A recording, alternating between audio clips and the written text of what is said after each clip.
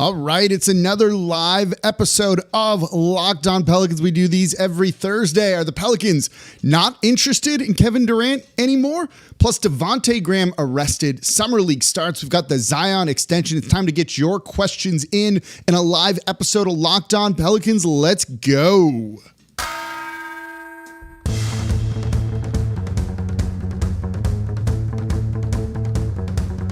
You are Locked On Pelicans, your daily New Orleans Pelicans podcast, part of the Locked On Podcast Network, your team every day. Welcome to another edition of Locked On Pelicans, the daily podcast covering your favorite team, the New Orleans Pelicans in NBA, part of the Locked On Podcast Network, your team every day, available wherever you get your podcast and available on YouTube where we are live. Still going to be doing these every Thursday at 6 p.m. unless there's a conflict or anything like that. I'm your host, Pelicans Insider, credential member of the media, Jake Madison, at NOLA Jake on Twitter, here with y'all on this Thursday, doing the live show. This counts as the Friday show, so if you're listening on the podcast form or you're watching this a little bit later, again, every Thursday, 6 p.m. Central, we break it down here. And thank you for making Locked On Pelicans your first listen today and every day. We're here Monday through Friday for y'all, breaking down everything you want to know about the team, whether it's the draft, whether it's free agency, whether it's talking about the Zion extension, and yeah, a little bit on Kevin Durant, but we're not going to go too deep into that because I think we're all a little bit tired of that, myself included. And of course, this is your time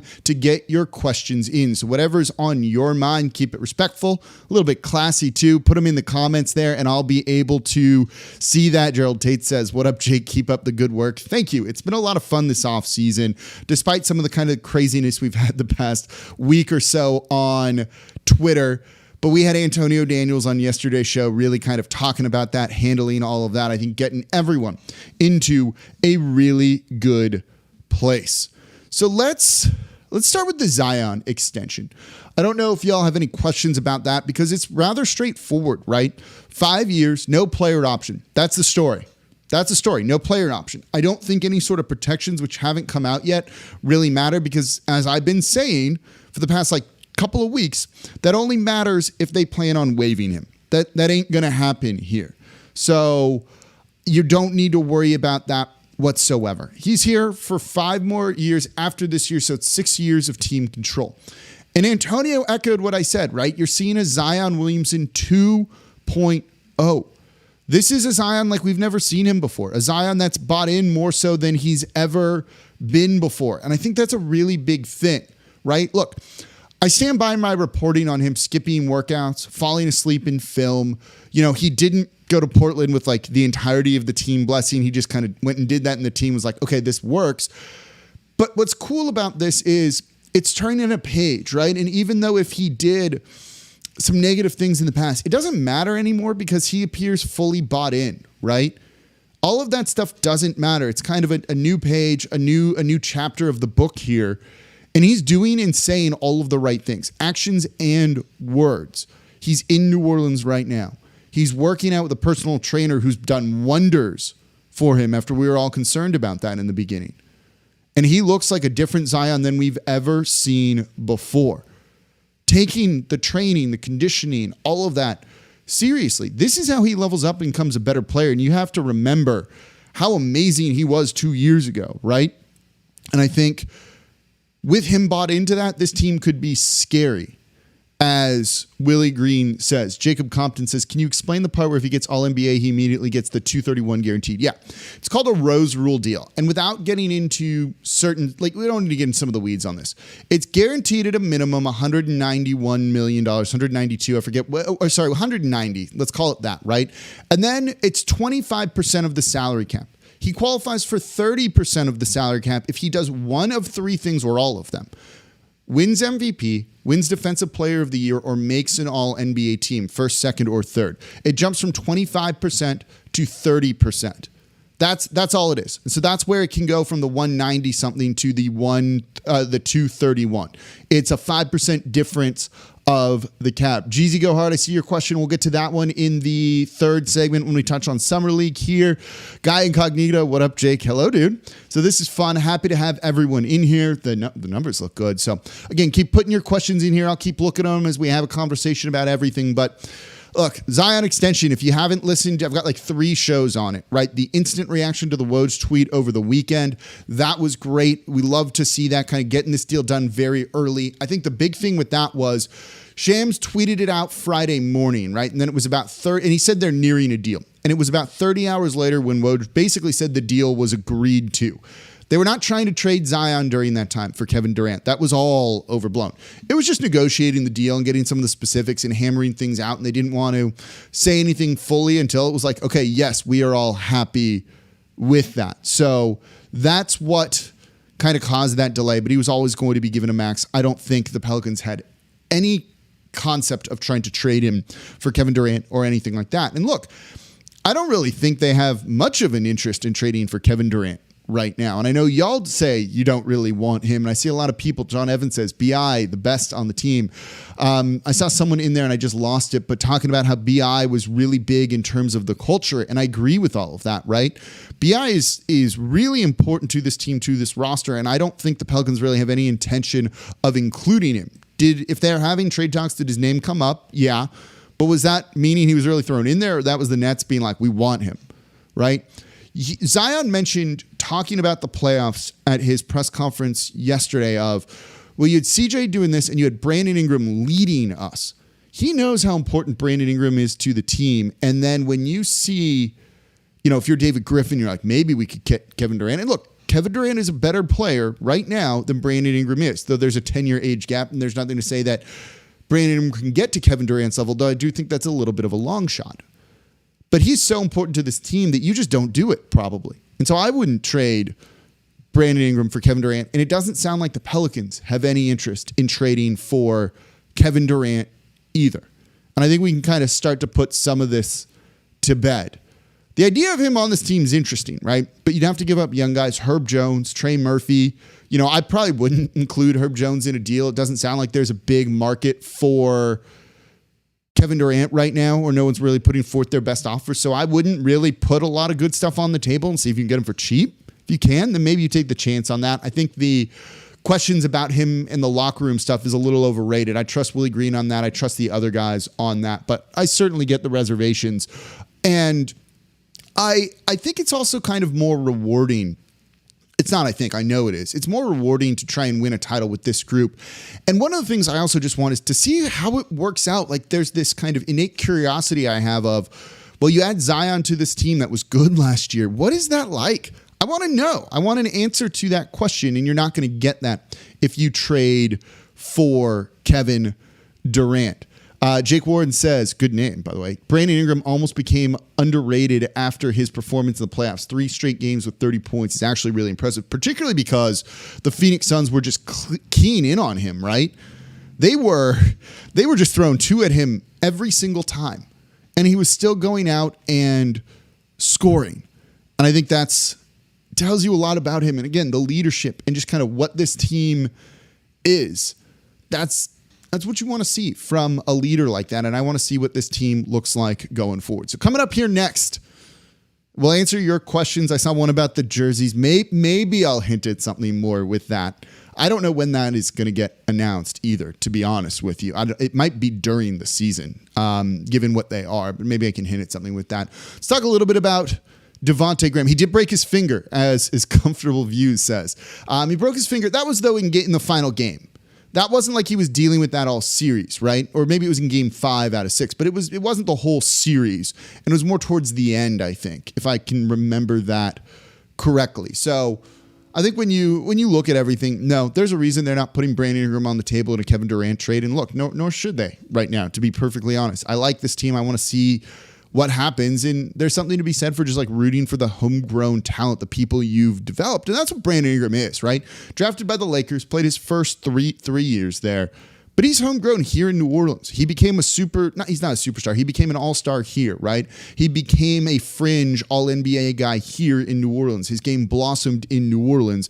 I think it is kind of fair to call him a homegrown guy. Carrie says definitely Mardi Gras jerseys related then, though. No, not Mardi Gras jerseys. They're going to have something like that, right? We all have seen the leaks on that.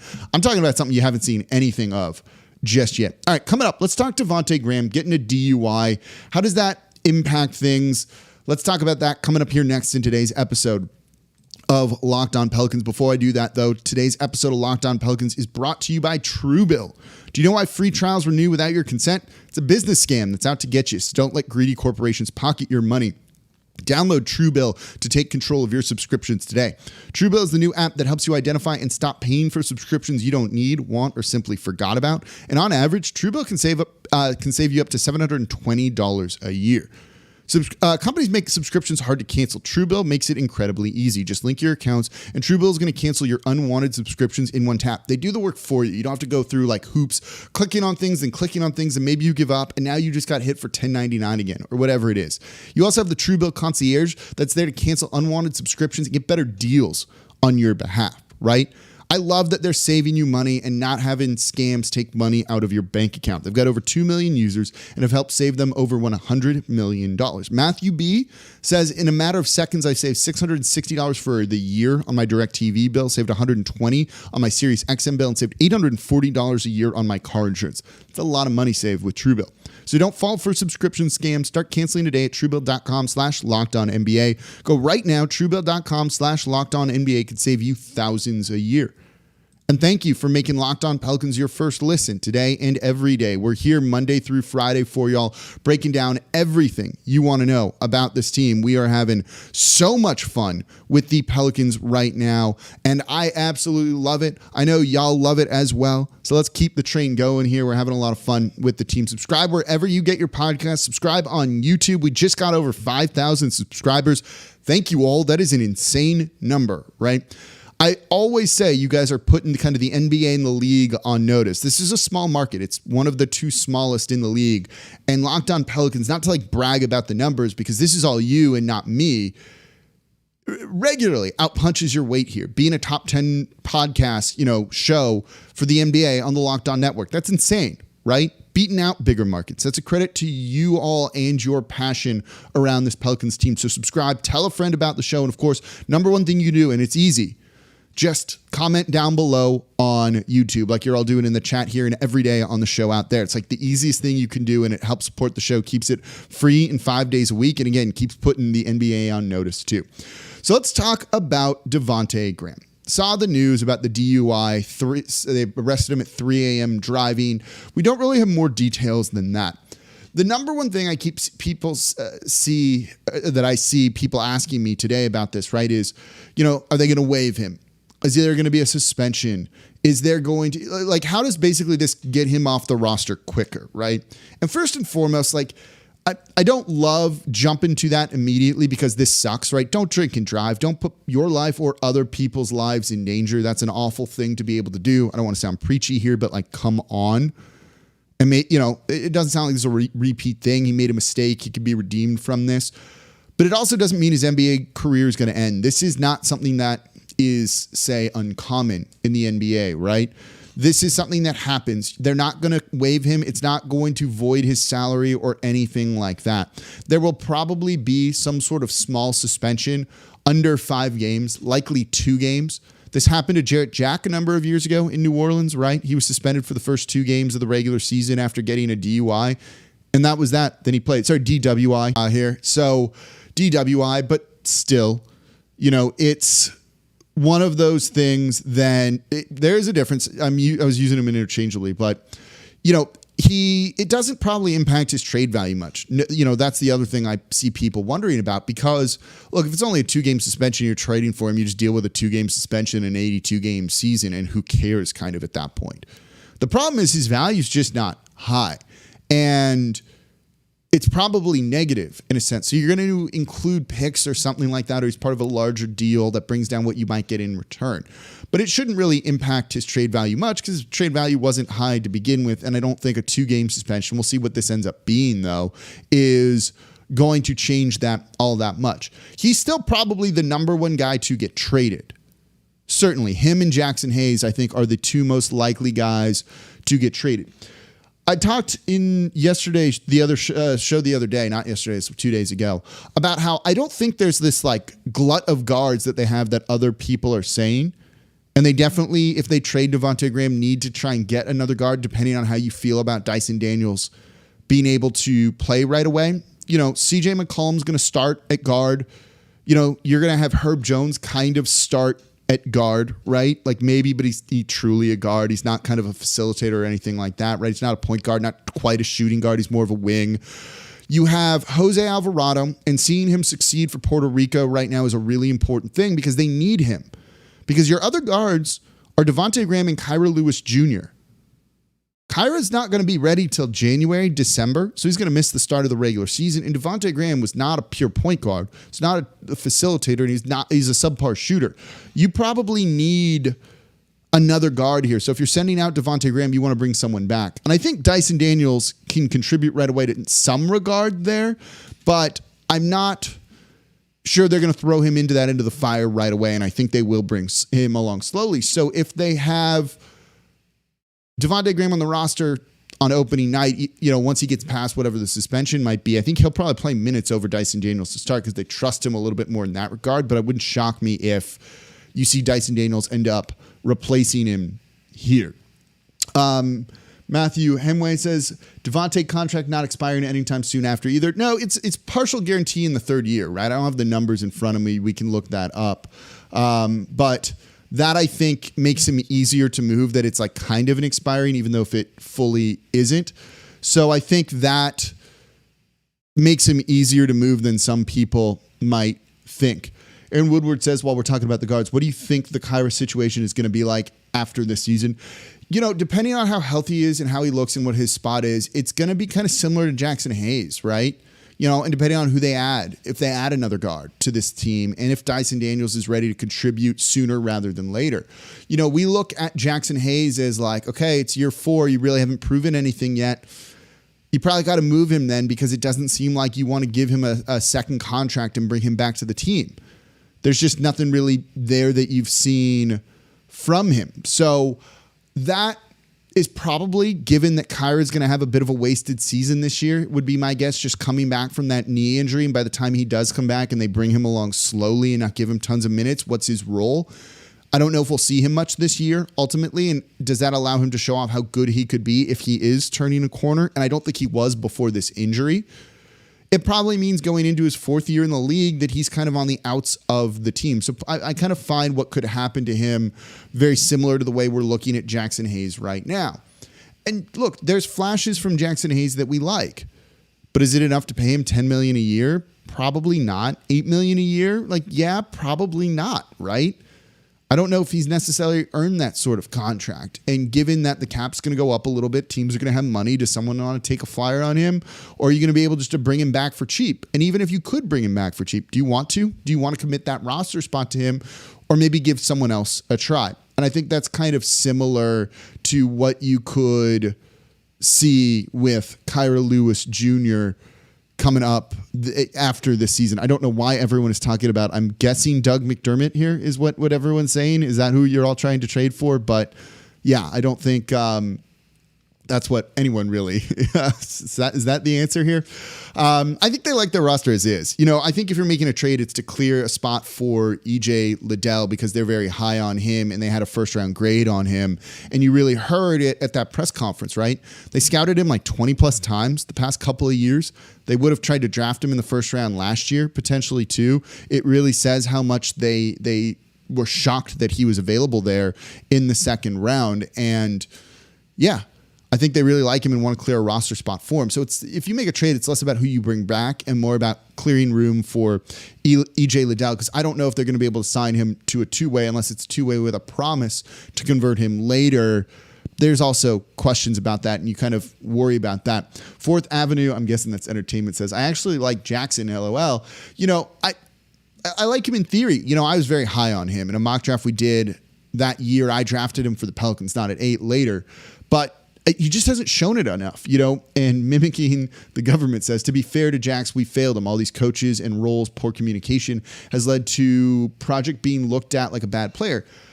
But it's also on him. right? There's some off-court issues there too, and who knows what those play into, and that stuff still needs to kind of play itself out a little bit. But also, he hasn't stepped up when being given the opportunity, right? They gave him a rotation spot at the beginning of this year, and he didn't play well.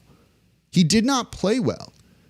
I don't know if the answer for him is playing him at the 4 versus the 5, but when you get minutes, you have to make the most of it, and he didn't, and he fell out of the rotation. Similar to what happened the year before, when you go in and out and in and out, that poor play's on him, and just not being able to kind of get it, right? There's times when he takes that personally, works on it, becomes a better player, and plays well. I didn't think he was as bad in the playoffs as some people wanted to make him out to be, but certainly he's not good, and a lot of that is on him. A lot of that is being able to kind of be on him. Now, some of the coaching stuff, yeah, of course, has impacted him, but everyone else has had to deal with that, and you're seeing some of those guys blossom. So, I think when it comes to if they move on from him, yeah, it's a combination of a lot of things, but don't discount that, like, he just hasn't grown as a player. It's kind of as simple as that. That happens. Like, it's the NBA. That happens very, very regularly, I think, unfortunately, more so than whatever we would want. So keep your questions coming here in the chat. We just talked about Kevin Durant in the first segment. I don't think we want to touch on that anymore because really it doesn't sound like the Pelicans are interested in that. And I've got a couple shows I want to do probably next week at some point talking about Kevin Durant, but the Pelicans are the periphery of it and how this is going to impact whatever happens with him. And that'll also eventually happen if he was ever traded too, and kind of what that goes into. And of course, we've got Summer League and all of that stuff coming up here next. So let's talk about that and keep answering your questions here in today's live episode of Locked On Pelicans. That's all going to be here next, coming up. But before we get to that, today's episode of Locked On Pelicans is brought to you by BetOnline.net. BetOnline.net is your number one source for all your betting needs and sports info. So you can find all the latest sports developments, league reviews, and news, including Major League Baseball, MMA, golf, boxing, whatever the biggest fights are. You can get all of that over at betonline.net because it's your continued source for all your sports wagering information, including live betting, esports, and any scores you want. They've also got podcasts and news for you to check out this season. So head to the website today or use your mobile device to learn more about the trends in the action over at betonline.net. BetOnline, where the game starts. And thank you for making Locked On Pelicans your first listen today and every day. We're free and available wherever you get your podcast. We're here Monday through Friday for y'all. No one else is doing that, giving you instant reactions to the things that are going on with this team, giving you the insight you want, whether it's Zion's extension, what that means for the team going forward, whether it was the draft, free agency, summer league coming up. And we're going to start previewing the season because, well, it's going to be here before we know it. So I'm excited. I hope you're excited. Keep supporting the show. Over 5,000 subscribers. That is an insane number to me. That is really cool and just speaks to the passion that the Pels 12, the Pelicans fan base has. And of course, if you haven't seen it, go check out the episode yesterday with Antonio Daniels, or I guess one came out today, talking all things Zion and just about being excited for this team because this is really a victory lap for the Pelicans after he signed that 5-year deal with no sort of player option. And Woodwood says, Darian Sebron is really good. We'll see. Look, he was undrafted. That doesn't necessarily mean you're amazing, right? I think that is something to keep an eye on, right? He's very one-dimensional. He doesn't have a shot. He gets to the rim. He's got good size. I'm going to be curious to see him playing. I'd like that he's on a two-way to get some team control over him, but let's not jump the gun just yet. He also says Carlo Makovic is becoming my favorite rookie. He does speak English, which is good. I didn't know that about him when I talked about kind of the benefits of a draft and stash guy, but he's going to be playing overseas, which I think is a little bit better for him than the NBA to start, and he should be getting a lot of minutes over there, and that's a guy that in 2 years maybe is probably the earliest they're looking at bringing him over, could really be like a nice free agent signing for the Pelicans here. So what are some of the other questions? You might need to resubmit some of these because I'm catching up on the chat. I don't know how streamers do this all the time. It's hard to like look at the camera and then look at the chat and then look at the camera. It's not the easiest thing to be able to do here though. Game says, I'm still worried about Dyson and EJ getting a contract. That's a good place to start if we want to kind of switch to Summer League. They're going to get contracts, right? I don't know what the holdup is with it, but I wouldn't worry about it. You know, when you have heard the Pelicans brass talking, right? Trajan Langdon at the press conference introducing Dyson Daniels. All of the reporting, even from me, right? And that was sourced reporting. They loved Dyson Daniels. That was a big deal for them that he was available at 8. I don't know if they're like actively looking to trade him, right? They're not like, oh no, we got to move on from this guy. I think they were genuine when David Griffin said, we're not necessarily looking to like really mix up this roster, and we like what we have and we want to go forward with them. I think that was genuine. It's why we said in the beginning of this live show here, are they maybe out on Kevin Durant, not interested in Kevin Durant, which is a crazy thing to say. I don't think the holdup is necessarily Kevin Durant. And I think at a certain point, the Pelicans are going to be like, this is our best offer. It might include Dyson Daniels. It might include some of the young guys. But I also think they realize they don't want to shed all the depth they had. And then this speaks to why everyone that I've talked to on Twitter, who's done it respectfully, has talked about not wanting to trade for Kevin Durant, right? It gives you a wider window to win a title right now, but it does take some of the longevity out of it. Your window might be 3 years. Okay, it's a better window, but it's not a 5-year window that you might have otherwise. And I'm not going to say it's a 10-year window. So that is something that they're keeping in mind because they are a small market, right? You can't necessarily retool, reload like the Lakers, like the Knicks try to do. They really talk about how they want to build a sustainable winner. Well, young guys that you believe high in, that you develop, or how you build a sustainable winner.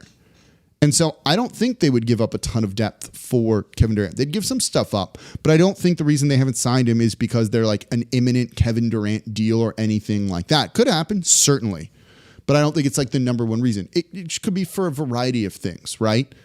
It could be a variety of things. I wouldn't read too much into why they haven't gotten that deal signed for Dyson Daniels. And then I think they're still trying to figure out exactly what to do with EJ Liddell. Maybe it's a two-way.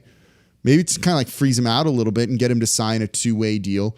But you can also carry 20 guys on your roster right now and make cuts as you get in trades as you get closer to the season. So they could sign him. I think they want to, but they just aren't in a position to do that just yet. The second you sign EJ Liddell to a guaranteed NBA contract, let's say like what Herb Jones did, when you try and make a trade, well, teams know you have to make a trade for a roster spot, right? So you're offering them 2 guys for 1 in exchange. They're going to ask for a pick or they're going to ask for more assets, right? And you lose leverage in that negotiation. It could simply be that. It could simply be that they don't want to lose leverage in trade negotiations because teams know now they have 16 guys under contract. And so that could be a really big part of it. Jerseys. Taryn says, when's the Pels Summer League game? Tomorrow, 9 p.m. Central is the first one, taking on the Portland Trailblazers. The schedule is out there. Wiggy Will, what would Dell Demps do? LOL. He would trade 5 picks basically for Rudy Gobert. He coached Rudy Gobert in Utah, and now he's part of the Minnesota Timberwolves and just traded for Rudy Gobert. Trading 5 picks for a center is very much a Dell Demps move. 992 Ross says Dyson is the perfect fit, especially his defense. Yes, I'm very, very high on him. This was their guy. This is the guy they wanted, right? They really wanted him. They were hoping he was going to fall to 8. So yeah, they really wanted Dyson Daniels. I don't think it's like, oh, let's move on from Dyson Daniels. I think they're really, really excited about him and what he could do. So jerseys. Everyone's asked this. From what I know, I've seen it. I don't know when it's going to be announced. I don't think you're getting the change for the whites that everyone wants for the City Edition jerseys from this past year to be the new one where it says NOLA and it's kind of got like the chevron, the pointiness to it. That I think is just like a 1-year thing. I don't know if that'll really be around. I think maybe they'll consider that in the future, but I don't think you're seeing that right now. You'll see another alternate change. It's not the Mardi Gras one. We've kind of seen some leaks of the alternate Mardi Gras one where it's got like the dark blue or dark black, or maybe it's black, not dark black, but black background. And we'll see. But another alternate, you guys can kind of do the math on this, is getting some minor changes to it and it will look different. I just don't know when that's going to be announced. Usually that's kind of like during the season, right? When they show off like the new jerseys and all of the stuff that they are going to be wearing when it comes to all of that. Or like, oh, we're breaking out the new ones. Here you go. And that's everything. So you'll see some changes to all of that, but it's not like this big refresh that people are hoping for. I have seen them. They look good though. One day I'll be able to get to talk more about the jersey stuff because there's some really interesting stuff that goes on behind the scenes with that I'm not allowed to talk about, but it's very cool. Some of that process and some of the things that they've like wanted to do and such. So what other questions we got? There's no black and gold one. I think they want to keep the identity separate from the Saints, though. They've got some things kind of in mind with all of that stuff. So yeah. So what other questions do you have here? We can go for a little bit longer here. Probably not at Media Day. I don't think you'll see that. Usually these kind of get announced like during it, right? Like the City Edition jerseys all kind of come out at once during the season and it kind of gets some hype going and things like that. So I think that's really exciting. Sorry, I just got a text that could be important, which I'll look for in a minute here.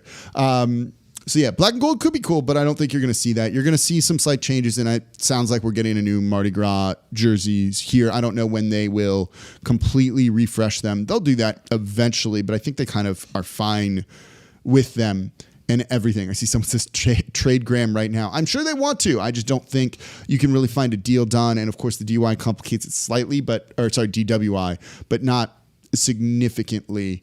I see a lot of people asking about Kevin Durant and Zion. As I said, I don't think they're looking to trade Kevin Durant right now or anything like this. John Butler is a name that's come up a lot. I just saw his name go through the chat here.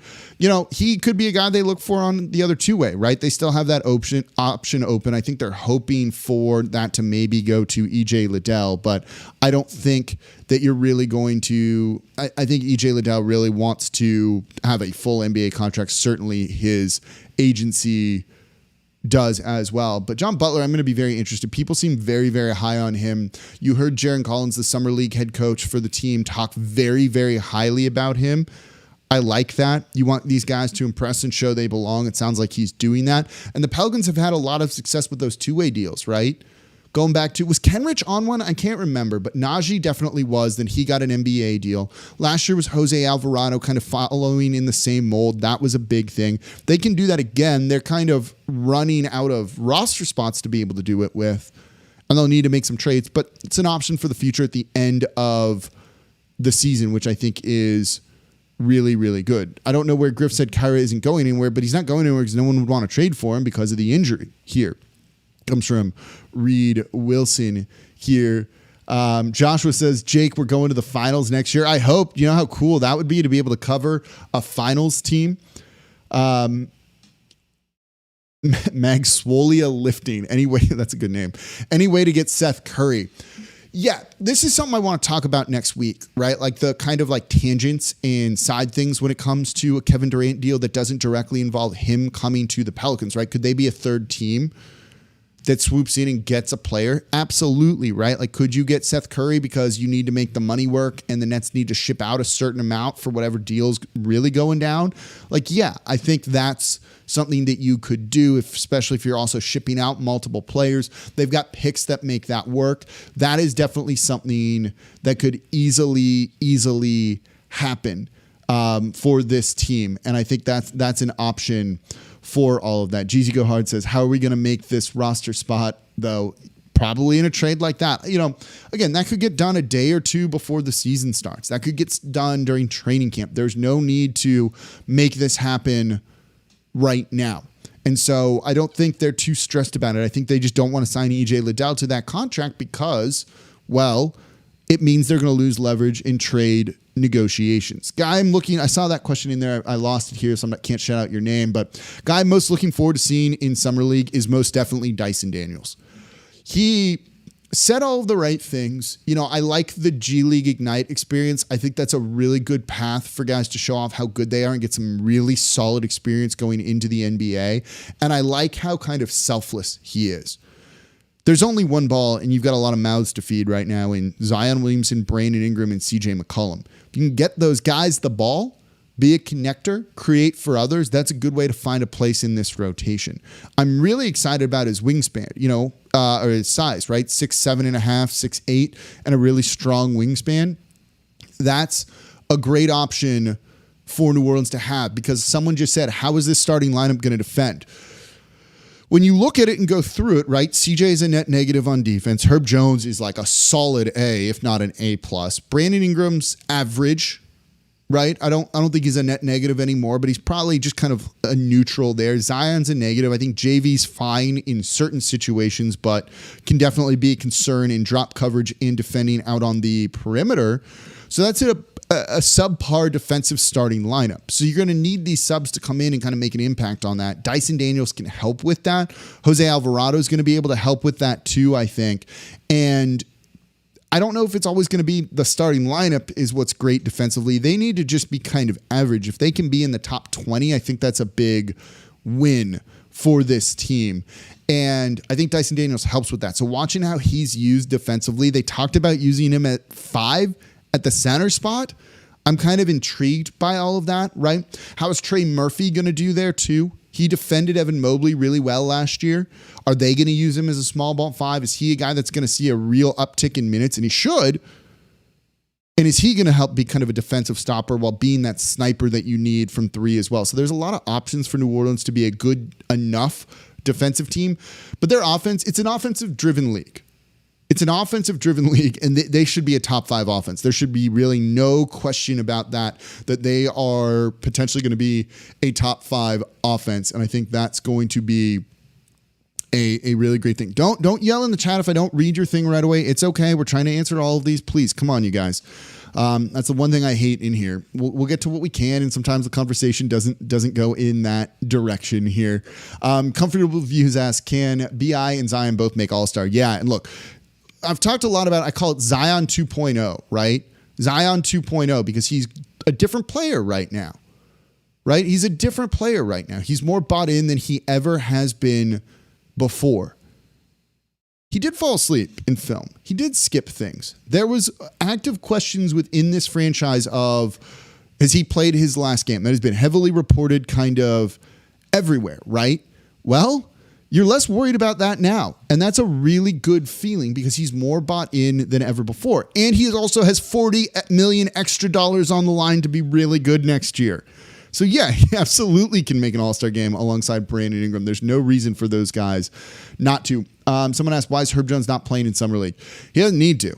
He started for you all last season. He's fine. He doesn't need to play. You'll only see Jose Alvarado probably play 2 games. Najee doesn't really need to do it too. Neither does Trey. It's just a little bit of run for those guys, but they've kind of proven that they're better than a Summer League team, and they don't need to kind of be put into that mix with everything. What's the ceiling for this Pelicans team? I think you could look at them realistically getting towards the 4th seed. 4-5, somewhere in that range, I think. Probably being a little, maybe, no, I think that's about right. The Suns are still going to be there. The Warriors are still going to be there. Memphis is still going to be there. I think the Denver Nuggets are a big wild card with them healthy. Is MPJ healthy? How does Jamal Murray look coming back from that injury with Jokic too? I love the signing of Bruce Brown for them.